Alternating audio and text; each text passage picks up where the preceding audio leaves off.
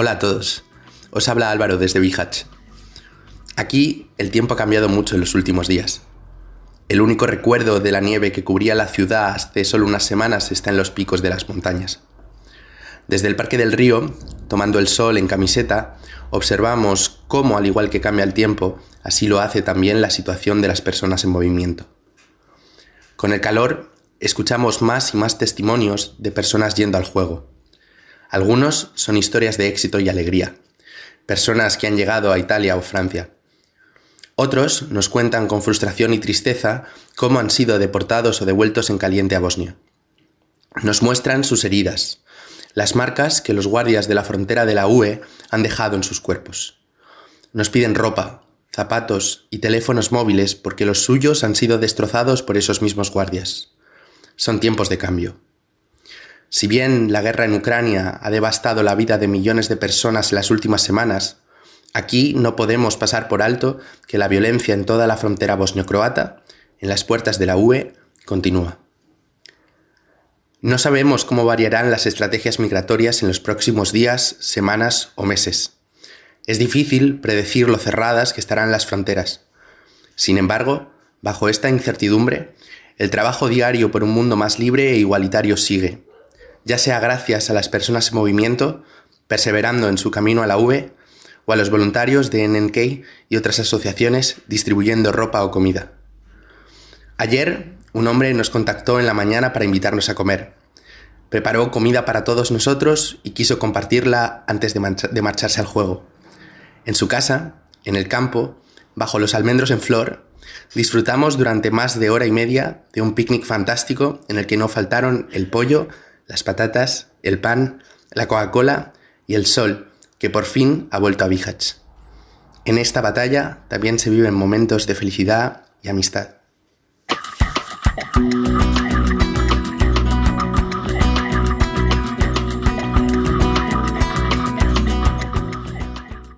Hola, mi nombre es Jule, soy de Alemania y en este momento estoy en el terreno en Velika Kladuša. Ya fui voluntaria con NNK aquí el verano pasado. Volver a este lugar provoca muchos pensamientos de comparación, de trazar grandes líneas de cómo las cosas aquí se han desarrollado. Lamentablemente, la violencia fronteriza y los pushbacks violentos no han cambiado mucho. La policía de Croacia cada día incumple los derechos humanos más básicos de las personas en tránsito. La diferencia más obvia y que se nota más rápido es que la cantidad de personas que actualmente se alojan fuera de los campamentos en el área de Velika Kladuša es significativamente menor. Por ejemplo, el verano pasado había hasta 1,000 personas en nuestro sistema de cupones para comida. Ahora mismo hay unas 100. Por supuesto, esto también afecta nuestras actividades como NNK y hace posible trabajar en terreno de una manera muy diferente. En las últimas semanas hemos podido apoyar a las personas de forma más rápida y más individual. El verano pasado, una gran parte de nuestras capacidades se agotó simplemente con la distribución diaria de donaciones y el mantenimiento del sistema de cupones de comida. Ahora también podemos dedicarnos a unas actividades adicionales. Por ejemplo, con una ducha móvil podemos dar la oportunidad a la gente a ducharse con agua caliente directamente en los lugares donde están viviendo. La gente puede darnos sus teléfonos móviles y powerbanks para cargarlos, o incluso su ropa que lavamos para ellos en nuestro almacén. También tenemos el tiempo para limpiar un poquito en las casas vacías donde antes había gente. Además, el sábado pasado volvimos a organizar un mercado para personas locales donde ofrecimos gratis ropa y zapatos que no serían útiles para las personas en tránsito.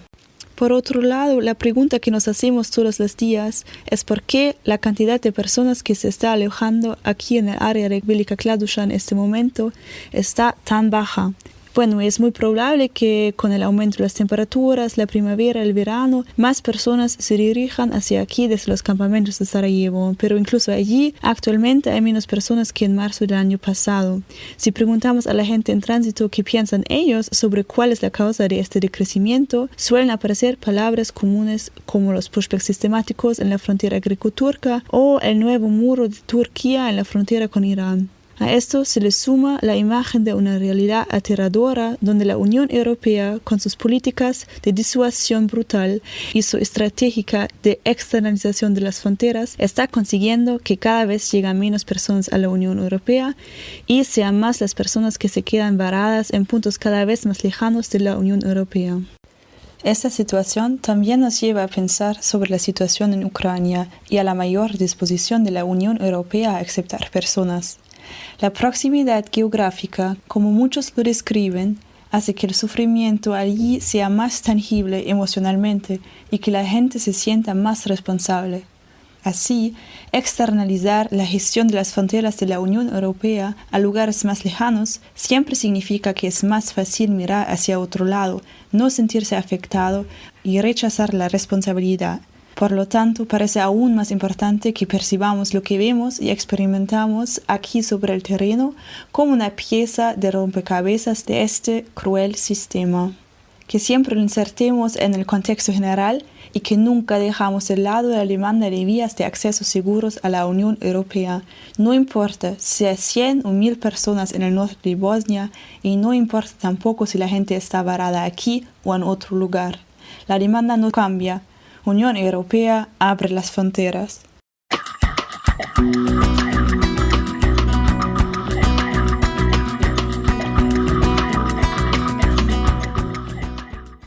Hola, soy Emily y durante los próximos 2 meses estaré informando desde la caótica Patras.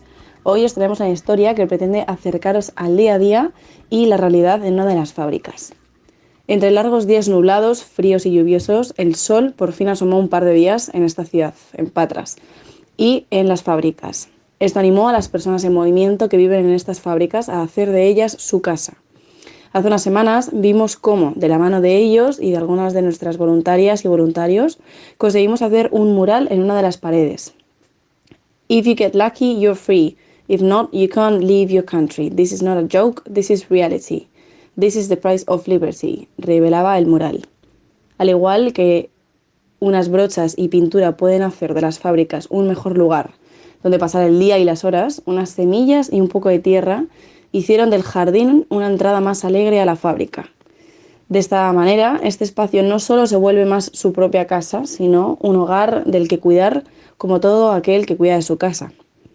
Muchas veces las personas en movimiento no solo necesitan comida caliente y ropa que les abrigue, entre otras cosas, sino un espacio en el que sentirse cómodos, acompañados y sobre todo entretenidos. Que las plantas y los animales con los que conviven sean algo de lo que cuidar y también una distracción de estos duros intentos de salir de Patras.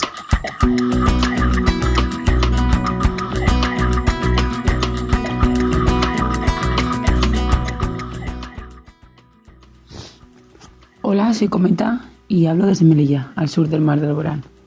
Hoy os queremos actualizar el trabajo que nos está ocupando estas últimas semanas. En primer lugar, continuamos con los repartos de comida por la noche, a los que acuden muchos chicos.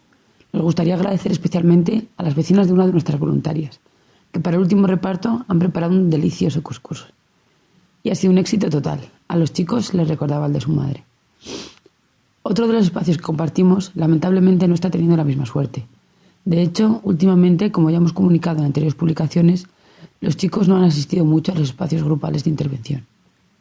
Esto no se debe a su voluntad, sino al mecanismo estructural de explotación laboral al que están sometidos.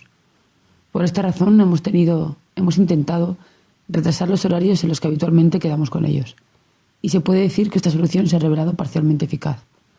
No obstante, sabemos de varios testimonios que a menudo los chicos están involucrados en trabajos infrarremunerados y que se encuentran ocupados desde que sale el sol hasta el ocaso.